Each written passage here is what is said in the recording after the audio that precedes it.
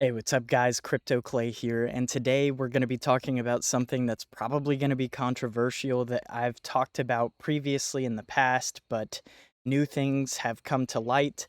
It's something that I've been following for about the past week, and that is Richard Hart, PulseChain, and Hex. I've talked about Hex a lot in the past, and I don't want to go into that at all, but the community behind Hex is the same community that is behind PulseChain now, the Hexicans.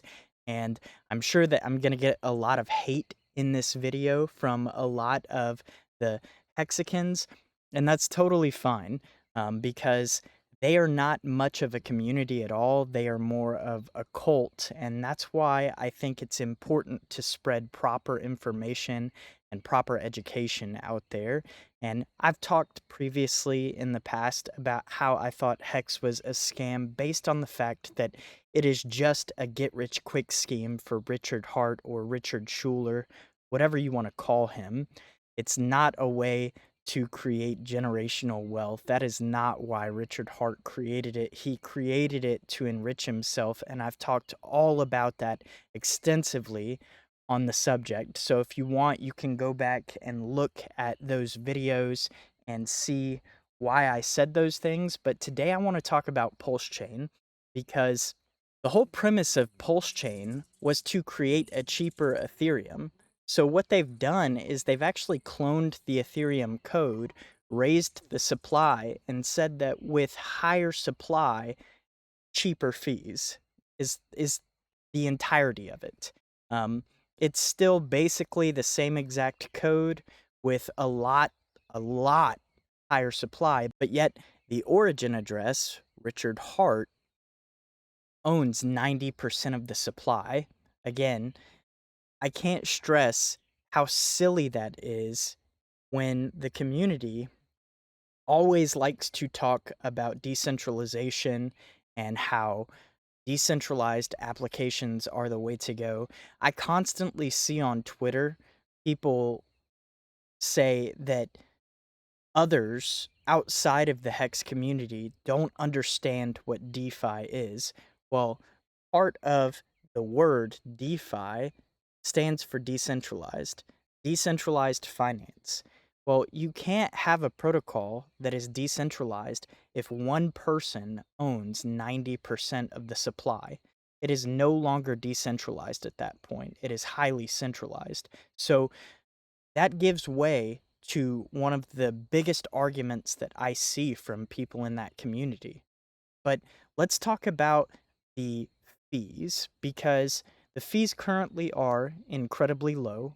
I will give Richard that the fees are currently incredibly low on PulseChain, but that is also due to the fact that the current price of PulseChain is about 90% lower than the sacrifice price. And what I mean by that is people 2 years ago put money into a sacrifice address, basically saying, you can have my money on Ethereum. People sent USDC, USDT, Hex, Ethereum, all to this sacrifice address. And by doing so, they basically were hoping to get a sacrificed amount in PulseChain or PulseX, whatever they sacrificed to, whichever address they sacrificed to. They were hoping to get something in return at the start of Pulse and PulseX. But the whole premise of that was like, yeah, you're not guaranteed anything, right? Because Richard wants to go around securities laws. Sure, whatever. I won't even get into that. I've already talked about that extensively in the past as well. I think that a security is a security regardless of the verbiage that you use. So he'll have to deal with that on his own. But the thing is people sacrificed to these wallets and basically were hoping to get some form of tokens in the future in Pulse or Pulse X. And currently the price is 90% down on that price that they sacrificed at. And so a lot of people are wondering, there were some people in the community that said that the price would go down, and those are smart people, because they recognized that there was going to be a lot of sell pressure, especially after 2 years of waiting. People are probably tired of having their money tied up in this, and so they're going to dump. But there were a lot of community members in the Hex cult that thought that the price was just going to immediately shoot up. And I'm not here to say one way or the other, but the thing is that some of these people in the Hex community think that Pulse is going to do a 10,000x. Well, what I am arguing here is that if it does do a 10,000x, then what does that do to the fees on the protocol? Well, I did the math for you guys earlier, and currently to do a swap on PulseX costs about 2,500 Pulse. And if that is the same fee in the future when this supposed 10,000x occurs, then you're looking at a $170 fee to do a swap on PulseX. Now, is that any better than Ethereum? The answer is no, it's actually worse. So one of those things can't be true.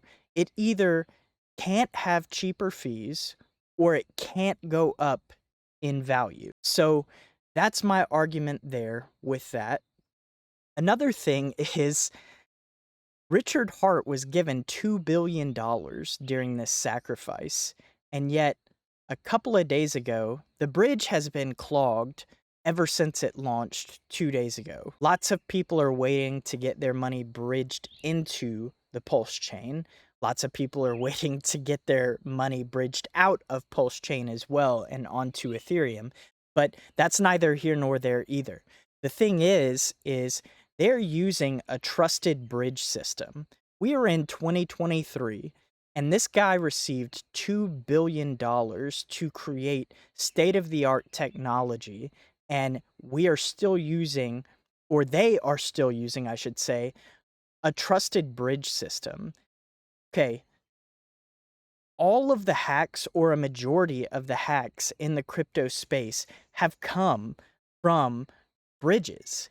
So why not create a trustless bridge system instead of having a OA on that as well? Because there is a single key that is currently responsible for the funds on that bridge. So if that key were to get hacked, then the $30 million or $40 million, whatever it is currently waiting on the bridge to move over, would be stolen. And there is not a thing that could be done about that.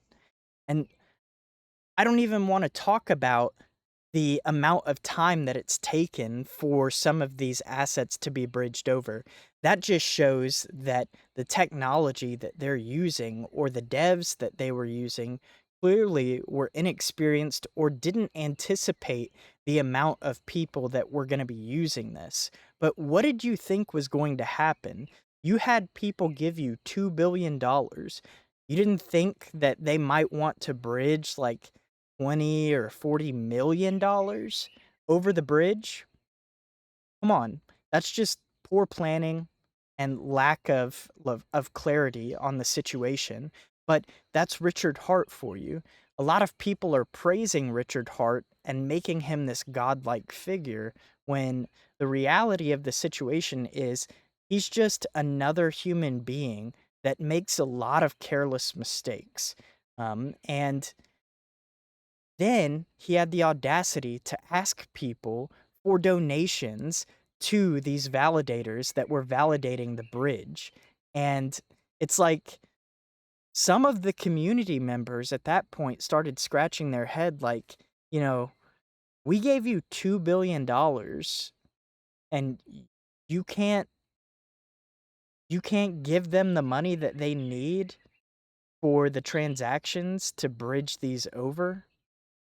Like, what's the deal there? And then on top of that, liquidity that is being provided on PulseX right now is also being provided by the community.